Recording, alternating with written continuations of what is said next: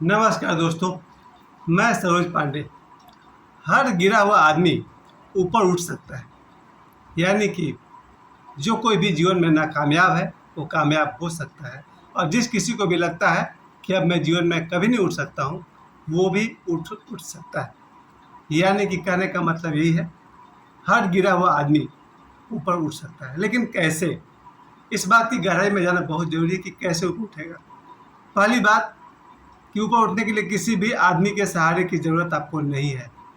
अक्सर आपको ऐसा लगता होगा कि अगर मुझे भगवान का सहारा लेना होगा। भगवान तो हमेशा से मौजूद है, फिर भी लोग गिरते हैं। आपने देखा होगा, भगवान मौजूद है, हर जगह मौजूद है, हर व्यक्ति में मौजूद है। उसके बाद भी लोग गिरते हैं या नहीं गिरते हैं।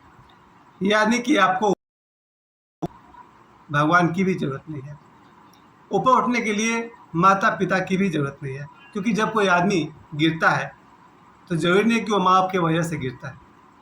तो अगर हम बिना माता पिता के नीचे गिर सकते हैं, तो बिना माता पिता के ऊपर भी उठ सकते हैं। यानी गिरे हुए लोग अपने माँ बाप के कारण तो नहीं गिरे हैं, तो फिर ऊपर उठने के लिए भी माँ बाप की ज़रूरत नहीं है। तो फिर क्या किसी दोस्त की ज़रूरत है? बिल्कुल नहीं। जीवन में शायद नीचे गिरने के लिए दोस्त की ज़रूरत हो, लेकिन ऊपर उठने के लिए दोस्त की भी ज़रूरत नहीं है। कोई गर्लफ्रेंड, कोई प्रेमिका, कोई पत्नी, कोई रिलेटिव नहीं, किसी की ज़रूरत नहीं है। ऊपर उठने के लिए ना तो भगवान की ज़रूरत है, ना माता पिता की ज़रूरत है, ना दोस्त की ज़रूरत है, ना प्रेमिका की ज़रूरत है।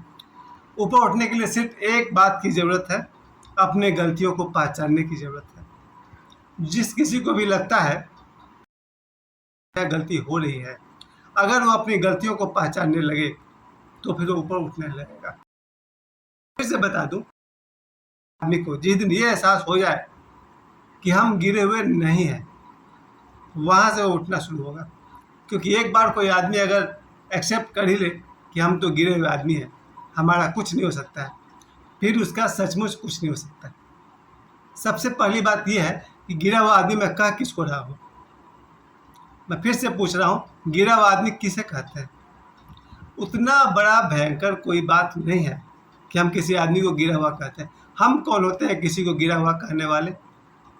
या कोई भी आदमी कौन होता है किसी को गिरा हुआ कहने वाला? कौन क्या है, कौन अच्छा है, कौन बुरा है, कौन पापी है, कौन महात्मा है, इसका डिसाइड कौन करेगा? अगर हमने कोई ऐसा काम किया है जिसके लिए मुझे कोई कहे कि ये पापी है, तो कृपया मुझे ये बताइए कि वो आदमी कौन होता है डिसाइड करने वाला कि पाप क्या है और पुण्य क्या है? वास्तव में किसको पता है कि पाप क्या है और पुण्य क्या है? क्योंकि एक ही काम किसी और परिस्थिति में पाप है, किसी और परिस्थिति में पुण्य है, किसी परिस्थिति में न्यूट्रल है। अब जैसे जब कोई किसी की कोई हत्या करे तो पाप भी हो सकता है, लेकिन अगर किसी पापी की हत्या की जाए तो पुण्य हो सकता है।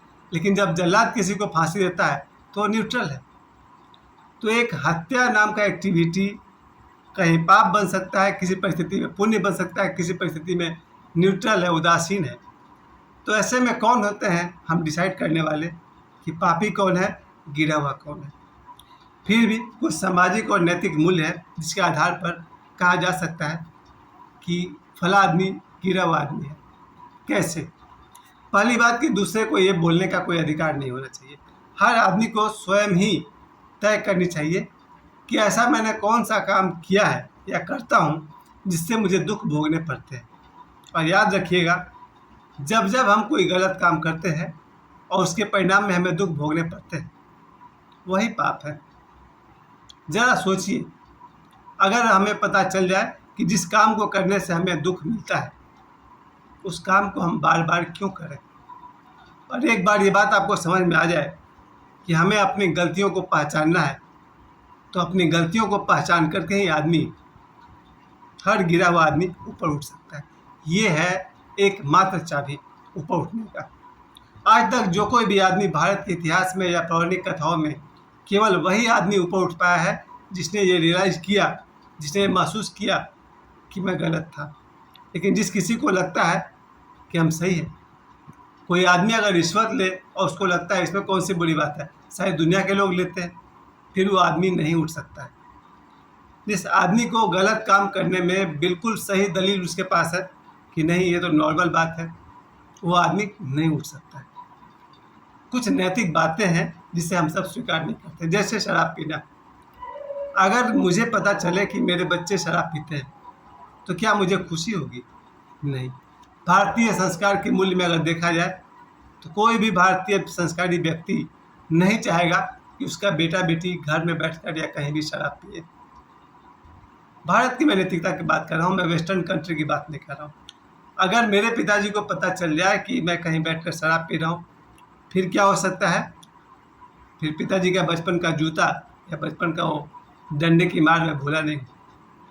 इसके साथ साथ मैं ये भी बताना चाहता हूँ, अभी हम लोग करीब करीब 2 दिनों से भयंकर गर्मी से परेशान हो रहे हैं। भयंकर गर्मी इस समय मेरे मोबाइल में दिखा रहा 40 डिग्री। इस समय रात के 9 बज रहे हैं, 9 से ज़्यादा बज रहे हैं, 9:30 बज रहे हैं और अभी टेम्परेचर दिखा रहा है 40 डिग्री से ज़्यादा, यानी कि दिल में रहा होगा 45 डिग्री, 47 डिग्री। इतनी भयंकर गर्मी है, मैं तो कुछ बोलना ही नहीं चाहा था। फिर मुझे अचानक ये बात ख्याल में आया कि हर गिरा हुआ आदमी ऊपर उठ सकता है। तब मैंने इस पर बात की कि गिरा हुआ आदमी कैसे ऊपर उठ सकता है। न तो भगवान के सहारे की ज़रूरत है, क्योंकि भगवान सदा उपलब्ध है, फिर भी आदमी गिरता है और गिरता चला जाता है। रिश्तेदार उपलब्ध है, माता पिता उपलब्ध है, दोस्त उपलब्ध है, प्रेमिका उपलब्ध है, पत्नी उपलब्ध है। क्या इन सब के होने से कोई ऊपर उठ जाएगा? मेरे हिसाब से नहीं, क्योंकि पत्नी भी सबके पास है, दोस्त भी सबके पास है, माता पिता भी सबके पास है। फिर लोग उठते क्यों नहीं है? जिसको एक बार एहसास हो जाए कि मैं क्या गलत करता हूँ, मैं कहाँ कहाँ गलत हूँ। अपने गलतियों को अगर पहचान ली जाए और अगर अपनी गलतियों को रिपीट नहीं किया जाए और एक बार जिस काम को करके हमें दुख पाया है उस काम को दोबारा न किया जाए तो हर गिरा हुआ आदमी ऊपर उठ सकता है। हम प्रशंसा करूँगा, इस धरती पर जीता जागता कोई अगर है तो अगर आपके जीवन में सद्गुरु है तो आपको ऊपर उठाने वाला हाथ मिल गया। और याद रखिए, दुनिया में 700 करोड़ आदमी हैं और शायद ही उनमें से 1 करोड़ व्यक्ति के पास सद्गुरु है, बाकी सभी के पास नहीं है। मैं फिर से कह दूं, ईश्वर सबके पास है, माता पिता बहुतों के पास है, पति पत्नी सबके पास है, दोस्त प्रेमिका सबके पास है, लेकिन सद्गुरु शायद पूरी दुनिया में 1% से भी कम लोगों के पास है। और जिसके जीवन में गुरु है वो ज़रूर नीचे से ऊपर उठ सकता है। यानी कि अभी जो हम लोग गर्मी की बात कर रहे थे, गर्मी के उपाय तो आप सभी जानते हैं, लेकिन मैं उस बात को फिर से रिपीट कर दूं अपने वीडियो के माध्यम से कि जब कहीं मैं दिन में बेल का फल खाता हूं तो उसका जो बीज वगैरह होता है उसको जब मैं फेंकने वाला होता हूं तब मेरी बेटी कहती है कि नहीं, इसको हम ऐसे जगह पर फेंकेंगे जहाँ से ये पेड़ बन के उगे। यानी कि मेरे घर के बच्चे भी जब कभी कोई बीज वाली चीज़ हम लोग फेंकते हैं, चाहे वो बेल हो या कोई और हो, तो उसको इस नियत से फेंकते हैं, ऐसी जगह पर फेंकते हैं कि वो एक दिन पेड़ बने, पौधा बने। हम अपने धरती में, मेरे घर के पास कुछ खाली ज़मीन है, उसको देखकर हमें लगता है कि वहाँ हमें सिर्फ पेड़ लगानी है। और भविष्य में अगर मेरा अपना कोई ज़मीन हुआ तो शायद मैं उसमें से 1-2 डिसमिल केवल पेड़ लगाने के लिए छोड़ दूँगा। चाहे मैं 2 ही पेड़ लगा सकूँ या 5 पेड़ लगा सकूँ। मेरे जीवन की सार्थकता इसी में है कि एक दिन मैं इस धरती पर 2-4-5 पेड़ लगाकर ही दुनिया से जाऊँ। और आप सबसे भी मैं यही निवेदन करता हूँ अपने वीडियो के माध्यम से, जिनके पास भी अपना घर है, अपना ज़मीन है, वहाँ छोटे छोटे पौधे या एक आध वृक्ष जरूर लगाइए, तभी इस गर्मी से राहत मिलेगी। नहीं तो विज्ञान इतना आगे बढ़ चुका है कि गरीब जो लोग हैं वो गर्मी से बहुत परेशान हो जाएंगे और बहुत गरीब परेशान नहीं भी होंगे, क्योंकि बहुत गरीब आदमी तो किसी नदी किनारे चला जाएगा, तालाब के पास चला जाएगा, पेड़ के नीचे बैठ जाएगा। और जो अमीर हैं उनके पास तो घर में एसी, कार में एसी, ऑफिस में एसी, जहाँ जाएंगे वहाँ एसी। जो मीडियम टाइप के लोग होते हैं उनको तकलीफ होती है, वो लोग न तो खुले मैदान में जा सकते हैं और न एसी में जा सकते हैं। खैर, इस गर्मी से निपटने का मेरे पास तो एक ही उपाय है, स्वीकार भाव।